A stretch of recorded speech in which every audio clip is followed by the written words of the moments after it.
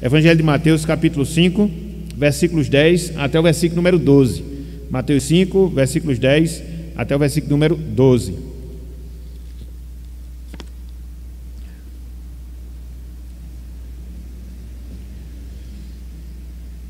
Todos abriram?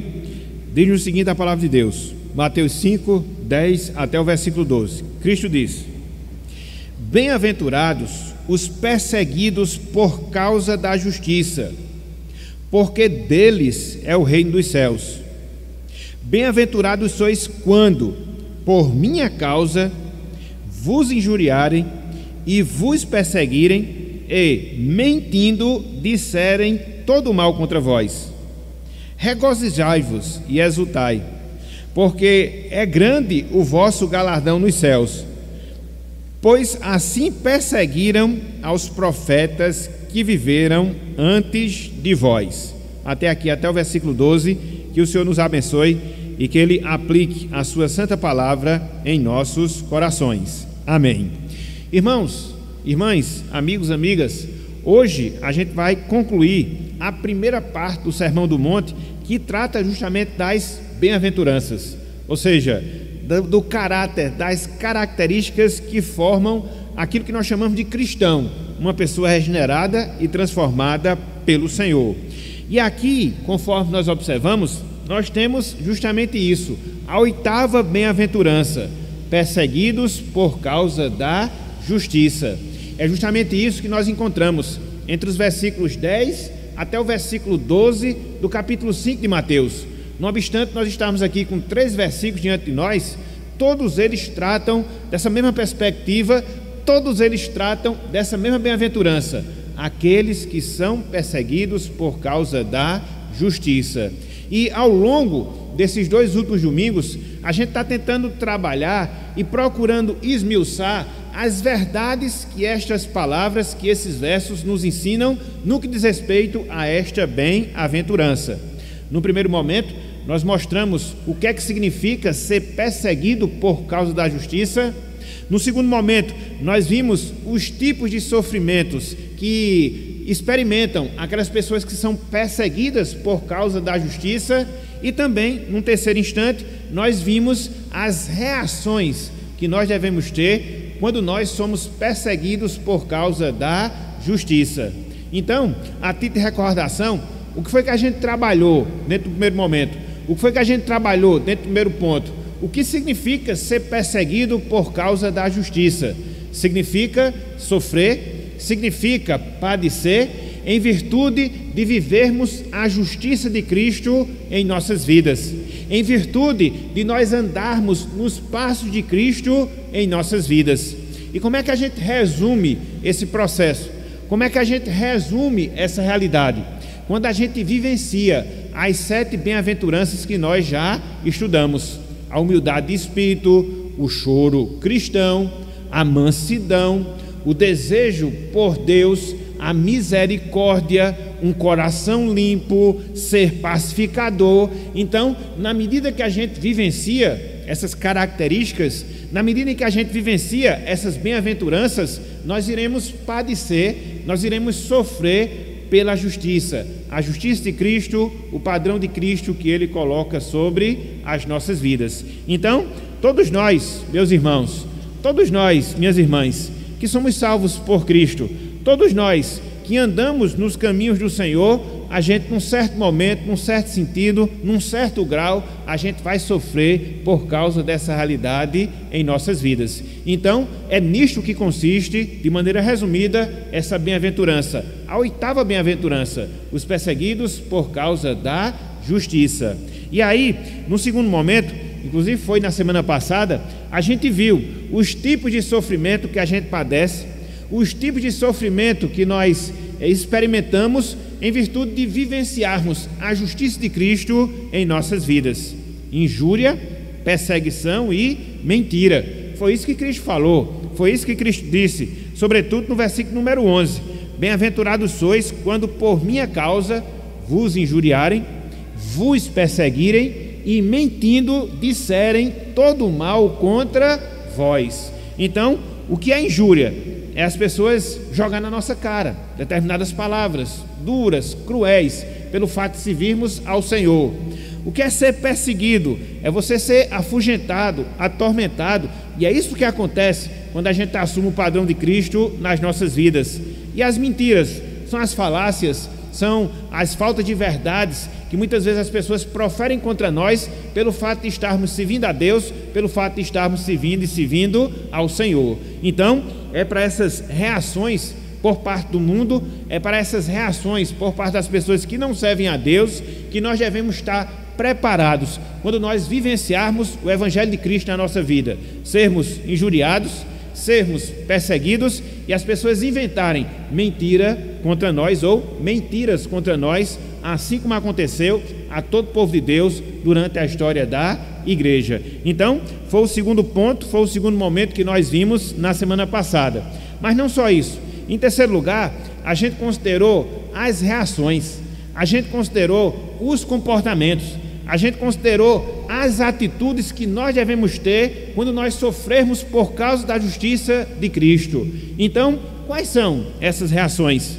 Quais são essas atitudes que nós devemos apresentar em nossas vidas? Cristo nos ensina através de duas ordens. Em primeiro lugar, nós devemos nos regozijar quando isso ocorrer. Nós devemos nos regozijar quando isso se der nas nossas vidas. E o que é o regozijo conforme o ensino de Jesus Cristo? É estar real, nós estarmos real e tremendamente alegres quando as pessoas nos perseguirem por causa da justiça de Cristo em relação às nossas vidas. Mas não só o regozijo, nós devemos exultar quando isso ocorrer, nós devemos exultar quando isso se der nas nossas vidas. E o que é essa exultação?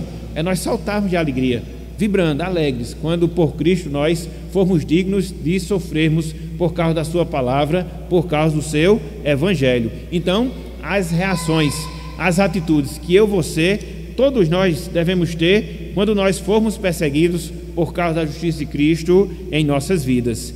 E agora, meus irmãos, e agora, meus amigos, a gente se depara com a quarta divisão. A gente se depara com o quarto ponto desse estudo relacionado a esta oitava bem-aventurança, ou seja, as recompensas dos perseguidos por causa da justiça. As recompensas dos perseguidos por causa da justiça. Perceba a sequência lógica que nós temos aqui nesses versos.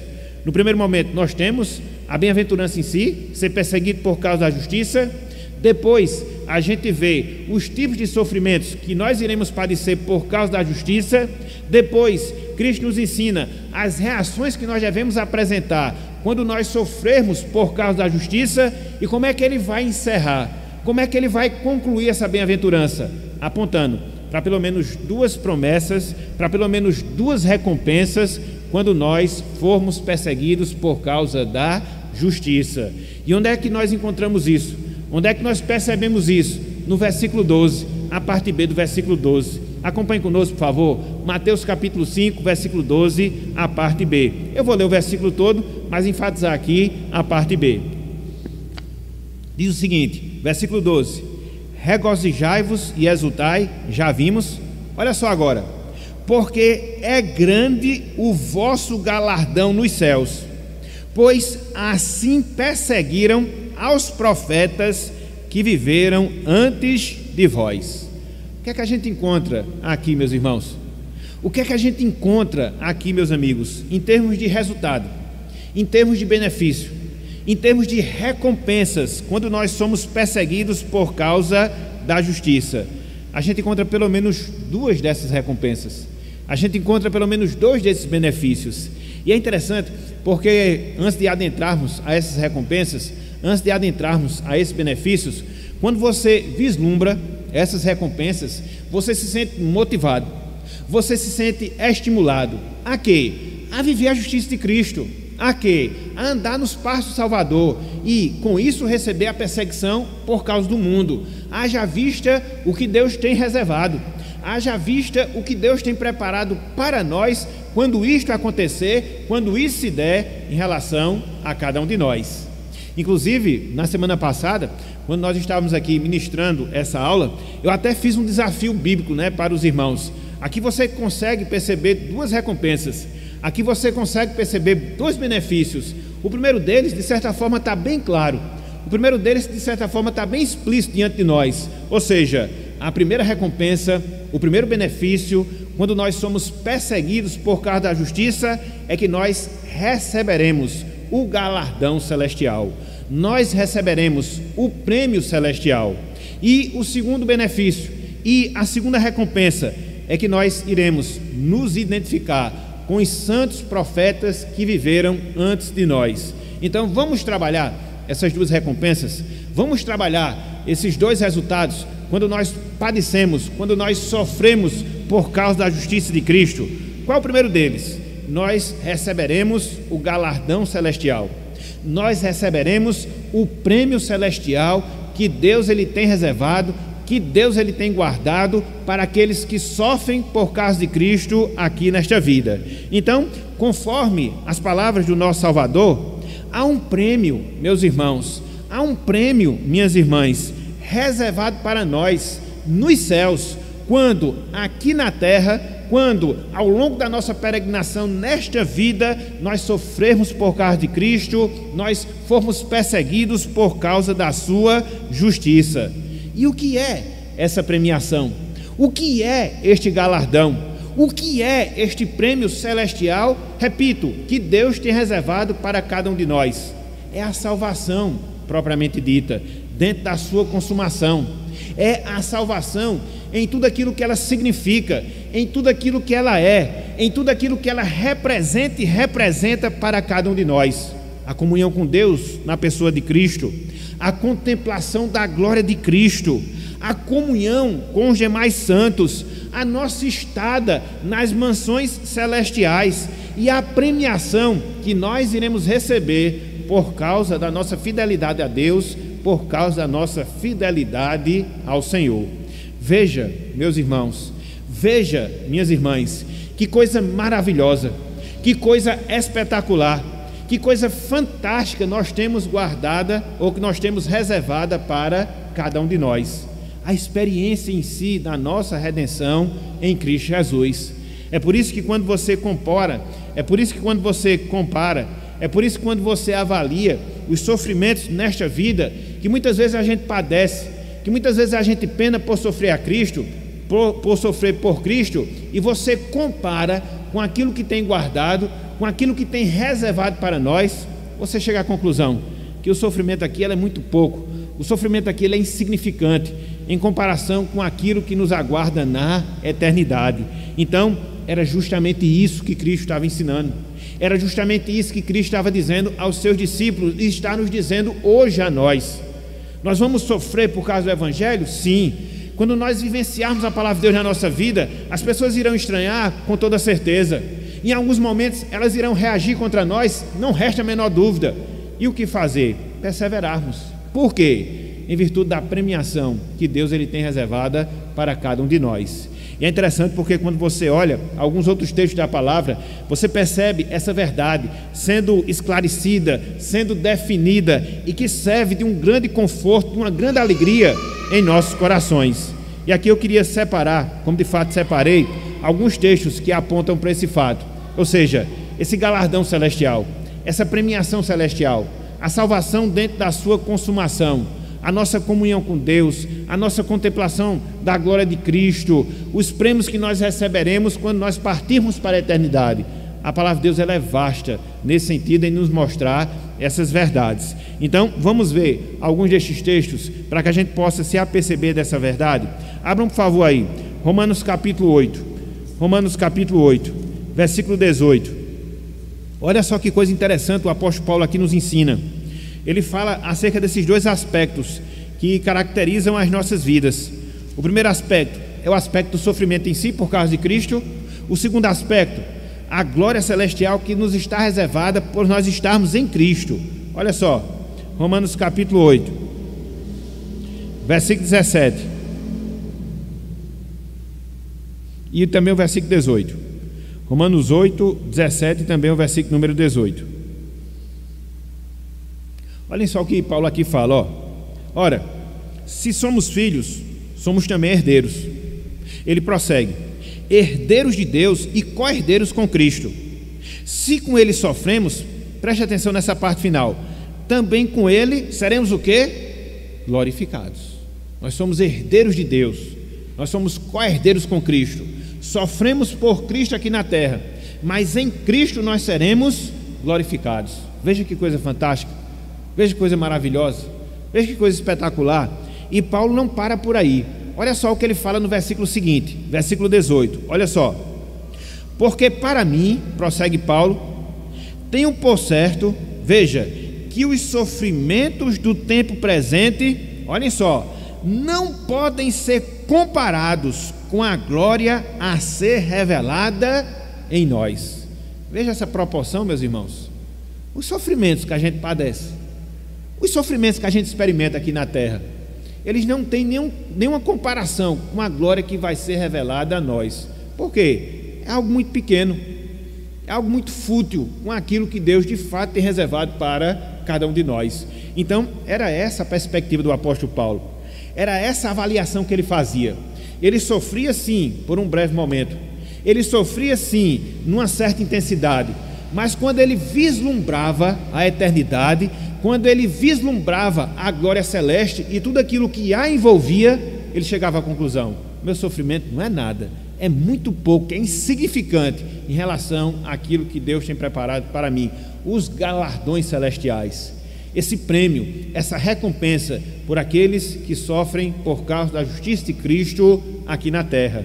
Contudo, não só Paulo fala acerca disso, o autor aos Hebreus também ele faz menção a esse fato. Abram por favor aí, Hebreus capítulo 11, Hebreus capítulo 11, Hebreus capítulo 11, versículo 10. Aqui ele está se referindo ao exemplo de Abraão, pai da fé, a fé que ele tinha, a fé que ele contemplava e a visualização que ele tinha em relação àquilo que lhe aguardava na eternidade. Veja, Hebreus capítulo 11, versículo 10. Eu vou ler o versículo 9 só para a gente contextualizar, mas eu queria focar mesmo aqui no versículo 10. Olha só, em relação a Abraão, que vivia pela fé, o autor aos Hebreus diz: pela fé, Abraão peregrinou na terra da promessa, como em terra alheia, habitando em tendas com Isaque e Jacó, herdeiros com ele da mesma promessa. Veja agora o versículo 10. Porque aguardava a cidade que tem fundamentos, da qual Deus é o arquiteto e edificador. Então Abraão tinha essa visão em relação à vida. Ele vivia em tendas, com as limitações específicas da nossa existência terrena, mas ele não focava apenas na sua visão ou na sua vida terrena. Ele contemplava a cidade celestial, estruturada, organizada, planejada pelo próprio Deus, a cidade que tem fundamentos. Então, por causa disso, ele vivia pela fé. Por causa disso, ele se deparava com as dificuldades da vida, mas ele visualizava aquilo que era maior, melhor, eterno, e isso fazia com que ele vivesse e permanecesse vivendo na fé, na confiança no Senhor. Então, é esse galardão celestial ao qual Cristo ele faz menção no versículo 12, como um resultado, como um prêmio, como uma recompensa para aquelas que vivem na perseguição por causa da justiça. Vamos voltar um pouco mais, vamos ver outras palavras do apóstolo Paulo nesse sentido. Abram por favor aí, 2 Timóteo capítulo 4, 2 Timóteo capítulo 4. Então o apóstolo Paulo, aqui nesse texto, ele estava se encaminhando para a fase final da sua vida, quando ele estava para ser martirizado por causa do evangelho, sofrer por causa da palavra, inclusive com a perda da sua vida. Mas qual era a perspectiva, qual era o sentimento, qual era a visão que Paulo tinha, mesmo diante daquela situação? Desespero, temor, apreensão, dúvidas, incertezas? Não, não, não, não. Olhem só a expectativa do apóstolo Paulo. 2 Timóteo capítulo 4, versículos 6, 7 e 8. Olha só: quanto a mim, ele dizia, estou sendo já oferecido por libação, e o tempo da minha partida é chegado. Ou seja, da sua partida para a eternidade. através da morte. Qual era a conclusão que ele chegava em relação à sua vida? Combati o bom combate, completei a carreira, guardei a fé. Então, era a convicção que ele tinha da sua vida presente. Em relação ao futuro, qual era a sua visão? Qual era a sua perspectiva? Qual era o seu entendimento? Versículo 8: já agora a coroa da justiça me está guardada, a qual o Senhor, reto juiz, me dará naquele dia, e não somente a mim, mas também a todos quantos amam a sua vinda. Então Paulo aguardava o quê? A coroa da justiça, que iria lhe ser dada, que iria ser concedida pelo próprio Senhor. Então isso fazia com que ele combatesse o bom combate, isso fazia com que ele completasse a sua carreira, isso fazia com que ele guardasse a sua fé, e se possível fosse, como de fato aconteceu, ele perdesse a vida por causa dessa postura, ele também se tranquilizava. Por quê? Ele tinha certeza que receberia da parte de Deus, que receberia da parte do Senhor essa coroa. Não é qualquer coroa, mas sim a coroa da vida. Então, o galardão, o prêmio celestial que nos está reservado. E por fim, vamos lá para o livro de Apocalipse. Vamos ver aqui um exemplo de uma das igrejas para as quais o Senhor escreve. A igreja de Esmirna. E nessa descrição a essa igreja, a gente vê justamente isso: o sofrimento que ela padeceu por causa de Cristo, mas aquilo que estava reservado para ela. É o que vai acontecer conosco. Sofremos agora, mas nós devemos ter a certeza daquilo que está reservado para nós. Abram aí, Apocalipse capítulo 2. Apocalipse capítulo 2. Apocalipse capítulo 2. Veja o que nos diz aqui a palavra. Versículo 8 até o versículo 10. Apocalipse 2, 8 até o versículo 10.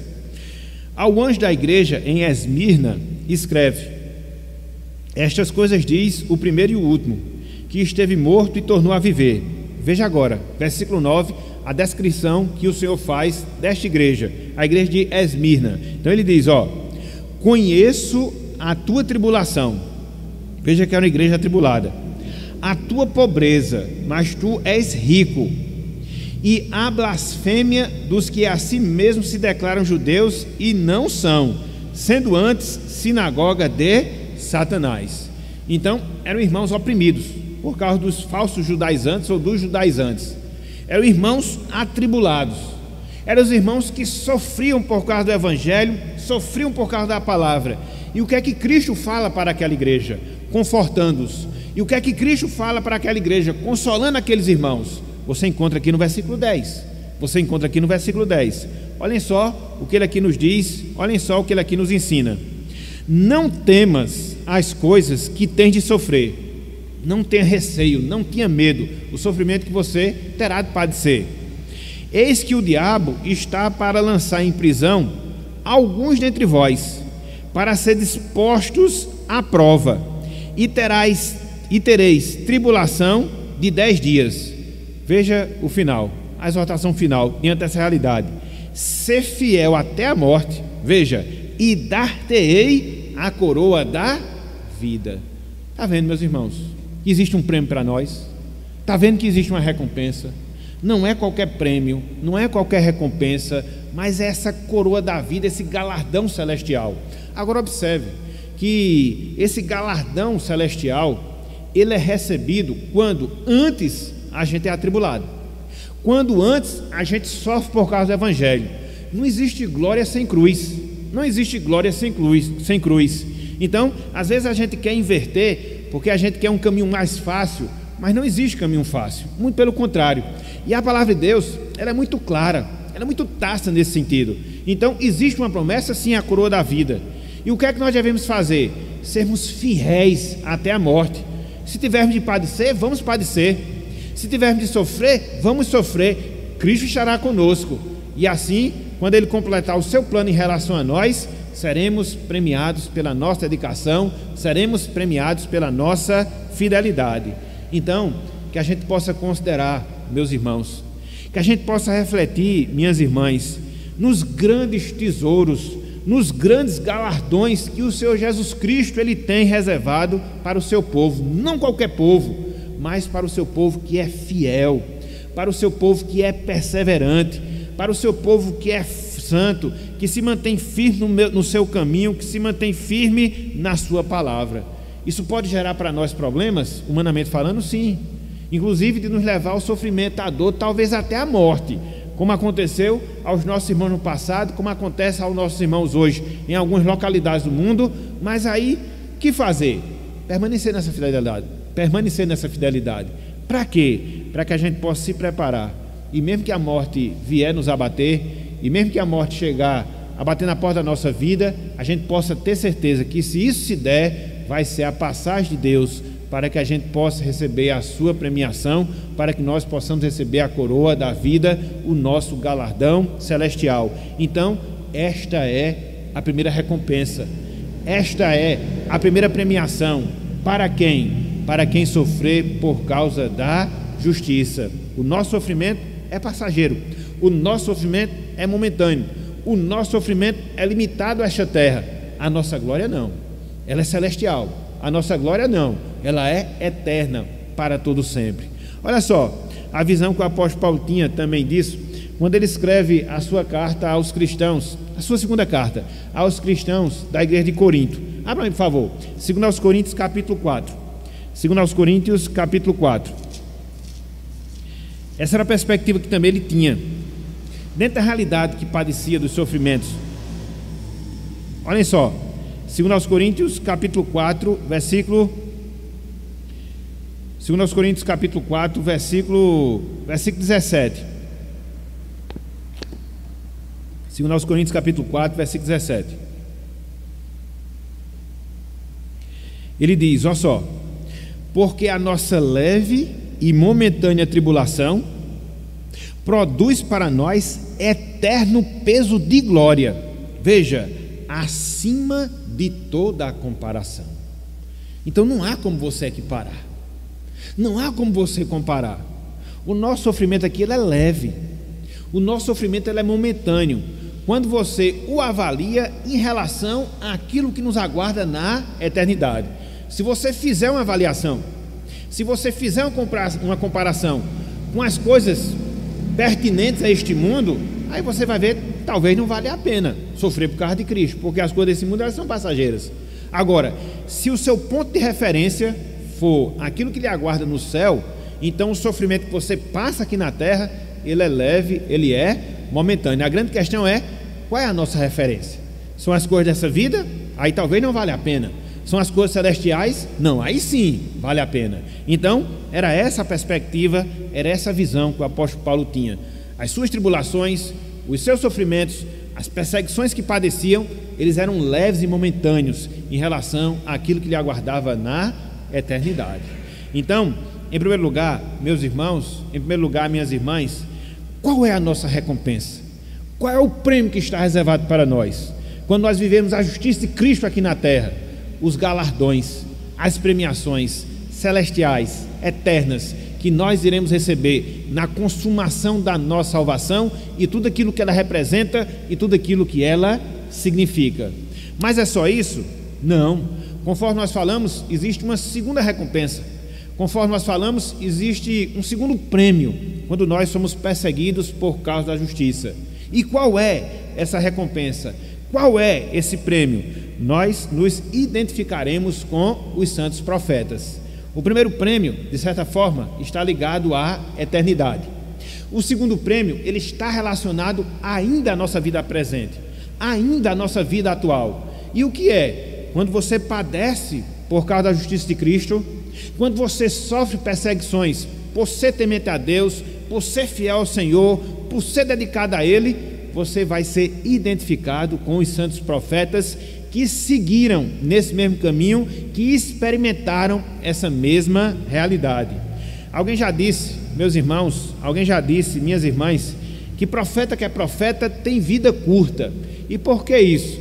Porque na medida em que ele fala a palavra profética, na medida em que ele denuncia o pecado das pessoas, na medida em que eles mostram quem é Deus e aquilo que Deus exige delas, a reação que essas pessoas irão ter é perseguir, é fazer mal, é procurar prejudicar esses profetas. E de certa forma, essa é a realidade que nós encontramos quando nós olhamos a história dos profetas no Antigo Testamento. Não obstante a sua dedicação, não obstante o seu zelo, não obstante o seu fervor a Deus, eles receberam como recompensa a indiferença por parte das pessoas. E não foram quaisquer pessoas,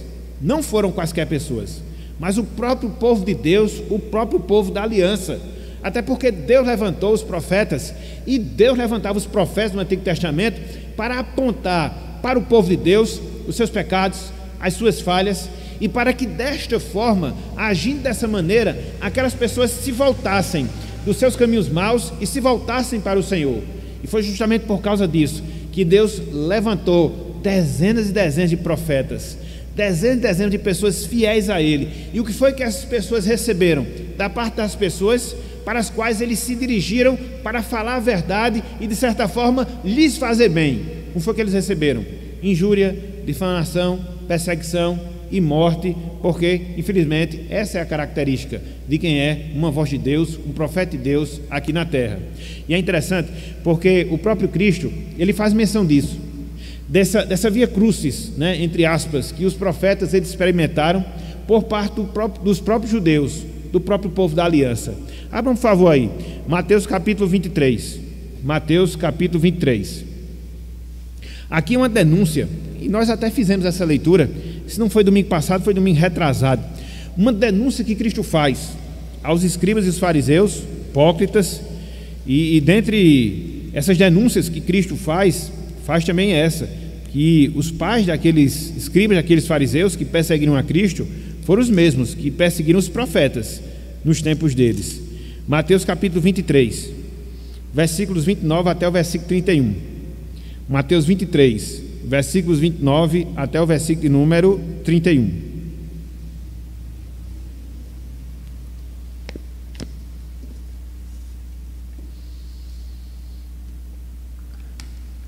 Diz o seguinte, a palavra de Deus: ai de vós, escribas e fariseus, hipócritas, porque edificais os sepulcros dos profetas e adornais os túmulos dos justos, e dizeis: se tivéssemos vivido nos dias de nossos pais, não teríamos sido seus cúmplices no sangue dos profetas.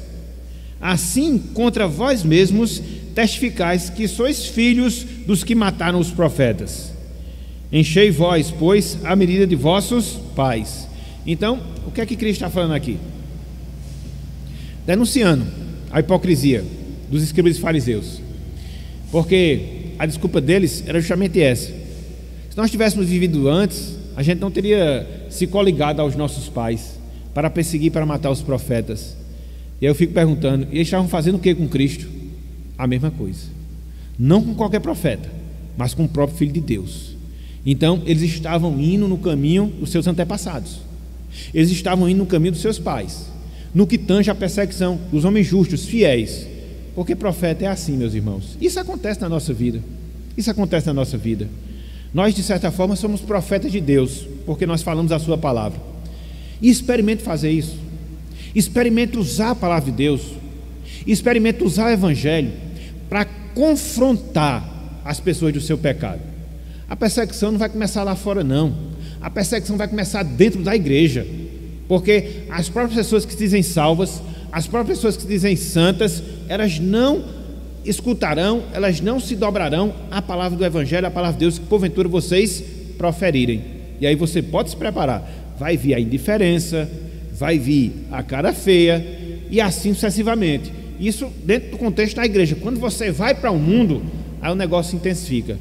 Isso a partir dos nossos lares, com os nossos parentes descrentes, a nossa sociedade, com as pessoas com as quais a gente convive e que também são descrentes, e a sociedade no seu sentido geral, quando a igreja exerceu o seu papel profético. Então, quando a gente compara a situação, por exemplo, hoje no nosso país, de certa forma a gente não sofre muita perseguição. Quando sofre, é por coisa errada que a gente faz. Quando eu digo assim, a igreja no seu sentido geral. Mas se nós fôssemos de fato profetas, denunciássemos o pecado, procurássemos chamar a atenção das pessoas para a verdade de Deus, meus irmãos, aquilo que a gente está passando hoje era fichinha para aquilo que a gente iria padecer. Por quê? Porque quando você realiza a vontade do Senhor, desempenha um papel que ele requer de você, pode se preparar. A reação do mundo vem, e vem muito rápida, vem intensa. E aí, isso é uma coisa natural, porque aconteceu aos profetas, aconteceu a Cristo, aconteceu aos apóstolos e vai acontecer a cada um de nós. É só assumir esse compromisso, é só assumir essa responsabilidade. Então, meus irmãos, minhas irmãs, se porventura, ao longo da nossa vida aqui na terra, pelo fato de sermos pessoas salvas, pelo fato de nós vivenciarmos o caráter de Cristo no nosso viver, recebermos certo tratamento hostil, indiferente do mundo, que a gente não se admire, que a gente não fique perplexo, que a gente não fique admirado. Por quê? Isso é o resultado natural. Assim aconteceu aos profetas, assim aconteceu a Cristo, e isso é bom, porque nos identificará com aquelas pessoas que foram tementes, com aquelas pessoas que foram fiéis a Deus, os próprios profetas. Então a gente vai entrar nessa mesma categoria, a gente vai participar desse seleto grupo, a gente vai compor esse conjunto de pessoas fiéis, zelosas e que procuraram fazer a vontade do Senhor. Então isso deve servir para nós de estímulo, motivação, porque a gente vai seguir na pisada dos profetas, e a gente segue nessa pisada, a gente segue nesse caminho, sabendo daquilo que nos aguarda, sabendo daquilo que nos espera, porque também era essa perspectiva dos profetas no tempo do Antigo Testamento, e por isso eles padeceram, sofreram, mas passaram por tudo isso na grande perspectiva que eles tinham da sua salvação e da sua vida eterna junto ao Senhor. Eu acho interessante a descrição que, mais uma vez, o autor aos Hebreus faz no capítulo 11 do seu livro, mostrando justamente essa realidade, mostrando justamente esse fato, a dor, o sofrimento, a morte pela qual passaram os profetas, mas a perspectiva que eles tinham da sua eternidade com Deus, da sua eternidade com o Senhor, e por isso eles não esmoreceram em relação ao seu caminho, o caminho de Deus. Abram aí, por favor, Hebreus capítulo 11, versículos 36 a 40. Capítulo 11 de Hebreus, a gente sabe, é a galeria dos heróis da fé. Então, em parte dessa descrição que o autor sagrado faz, desses heróis da fé que marcaram a história do povo de Deus, ele faz menção aos profetas, relatando inclusive aquilo que eles sofreram, relatando inclusive aquilo que eles padeceram, mas a perspectiva que eles tinham quanto à eternidade. Olhem só, Hebreus capítulo 11, versículos 36 até o versículo 40. Hebreus capítulo 11, versículos 36 até o versículo número 40. Diz o seguinte a palavra do Senhor: outros, por sua vez, passaram pela prova de escárnios e açoites, sim, até de algemas e prisões. Muito provavelmente o autor aos Hebreus aqui está pensando no profeta Jeremias, que foi preso, foi açoitado por falar a palavra de Deus, por dizer que o juiz de Deus estava se aproximando. Olha só que contradição, né? Olha só que contrassenso. Deus levanta uma pessoa, como era o caso de Jeremias, coloca em Jeremias a sua palavra, faz com que Jeremias denunciasse o pecado do povo e alertasse o povo que a destruição viria caso o povo não se arrependesse. E aí você vê, e o livro de Jeremias mostra isso. Por causa dessa sua postura, ele foi preso, ele foi açoitado. É assim, meus irmãos, o que as pessoas fazem com os profetas de Deus, com os profetas do Senhor. Esse é o tratamento dispensado em relação a eles. Versículo 37 diz o seguinte, olha só: foram apedrejados, provados, cerrados pelo meio, mortos a fio de espada. Ao que tudo indica, quando o autor aos Hebreus fala em relação a esses componentes da galeria da fé, no caso específico aqui, cerrados pelo meio, muito provavelmente, ele estava se referindo ao profeta Isaías. Por quê? Foi essa a forma mediante a qual ele foi morto. Ele foi cerrado ao meio. E aí você já vai visualizando o tipo de morte que você padece numa situação como essa, de lhe cerrar ao meio, entendeu? Na carne crua. Então, muito provavelmente, foi assim que o profeta Isaías, ele morreu. Esse tipo de tratamento VIP para Isaías, entendeu? Por quê? Falava a verdade de Deus. Tratamento VIP, entre aspas, né? Então, vamos lá.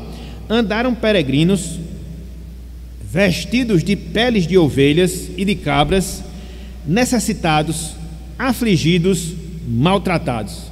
Quem aqui não se lembra de João Batista? Vivia peregrinando no deserto, comendo mel silvestre e se alimentando de gafanhotos, e vestido com peles de animais. Uma vida simples. Era um profeta de Deus. E como foi que ele perdeu a sua vida? Perdeu a sua cabeça, por denunciar o pecado do governante. Porque nós, como cristãos, não devemos ser coniventes com os erros dos governantes, seja eles quais forem, mas aquilo que eles fizeram de errado, a gente tem que falar, e não tentar justificar, passar pano, não. Foi assim que aconteceu a João Batista. Então, foi esse tipo de morte que ele teve. Versículo 38. Homens dos quais o mundo não era digno, esses profetas, errantes pelos desertos, pelos montes, pelas covas, pelos antros da terra.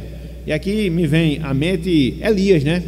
Que depois de experimentar aquela vitória fantástica contra os profetas de Baal, teve que se refugiar com medo das ameaças de Jezabel. E assim ele foi errante durante um determinado período da sua vida. Então, de certa forma, quando a gente tiver essa descrição aqui, nos vem à mente justamente isso.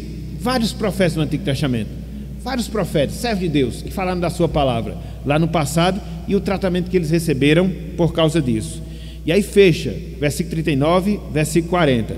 Ora, todos estes que obtiveram bom testemunho por sua fé, não obtiveram, contudo, a concretização da promessa, por haver Deus provido coisa superior a nosso respeito, para que eles, sem nós, não fossem aperfeiçoados. Então, houve essa junção, vamos assim dizer, da parte de Deus.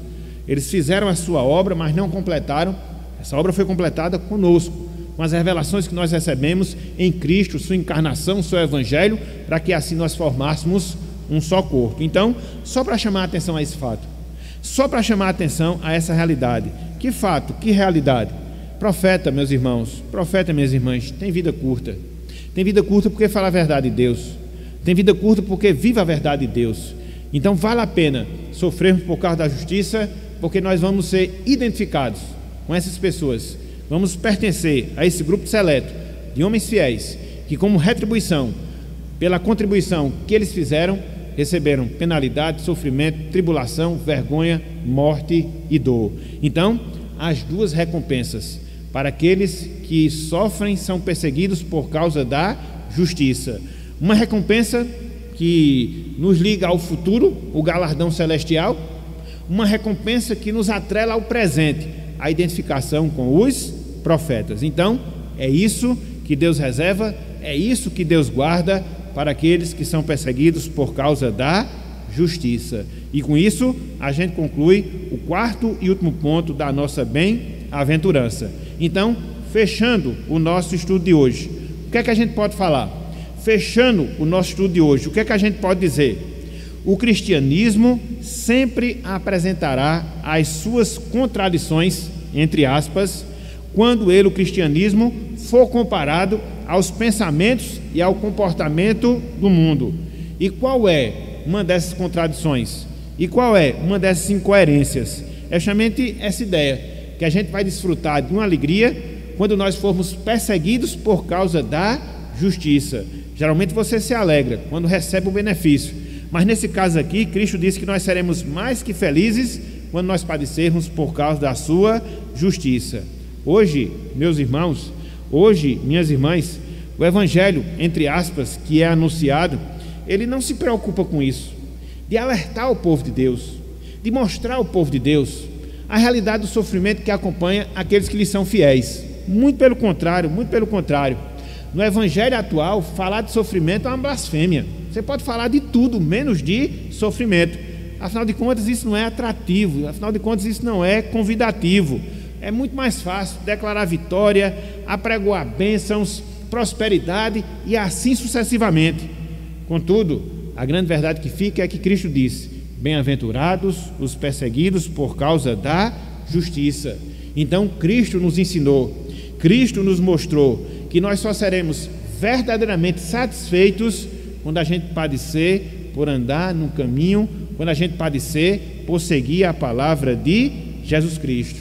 Então, meus irmãos, minhas irmãs, assumamos esse compromisso, assumamos esse objetivo de vida em relação a cada um de nós, e pela graça de Deus, contando com essa graça na nossa vida, que a gente possa vivenciar também essa 8ª bem-aventurança que nós temos diante de nós, os perseguidos por causa da justiça, para que assim a gente se assemelhe, para que assim a gente se pareça cada vez mais com Cristo, com seus apóstolos e também com seus profetas.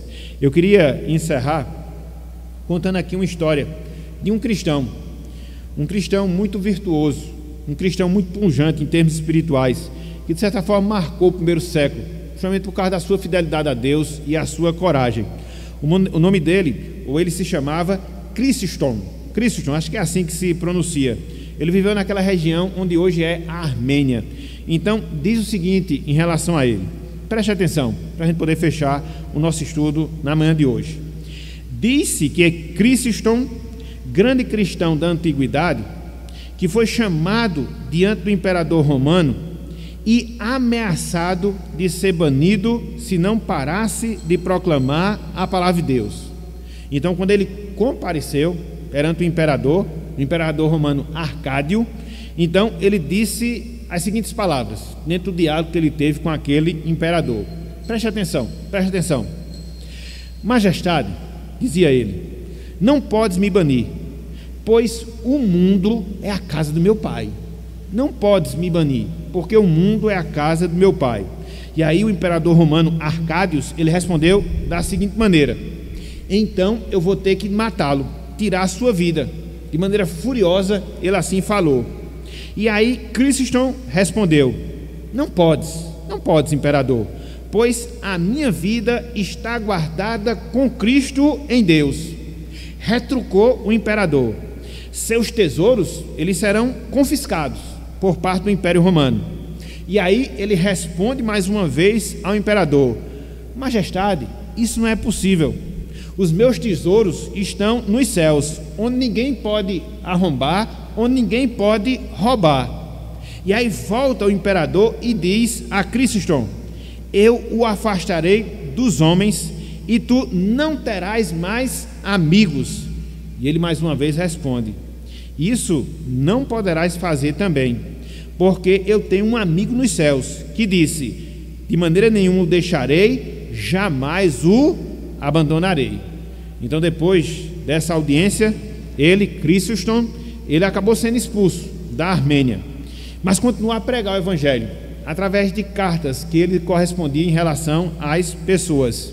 E aí, uma vez que isso prosseguiu, ele foi banido para mais longe da Armênia, muito mais longe ainda, e durante a viagem ele acabou perdendo a sua vida, acabou morrendo, mas não perdeu a sua convicção, não perdeu a sua coragem, não perdeu a sua fé, e mesmo diante do imperador ele não titubeou na sua confiança a Deus. Bem-aventurados os perseguidos por causa da justiça.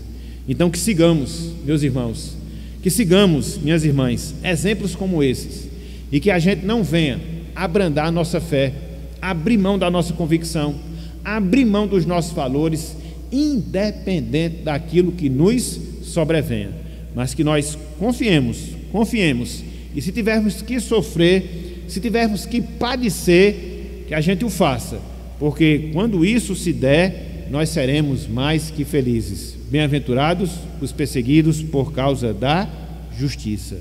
Então, que o Senhor Deus, ele nos abençoe, que o Senhor Deus, ele seja com cada um de nós, nos fortaleça, nos dê convicção, para que nós hajamos segundo a sua vontade e a sua palavra em relação às nossas vidas. Que ele nos abençoe. Amém.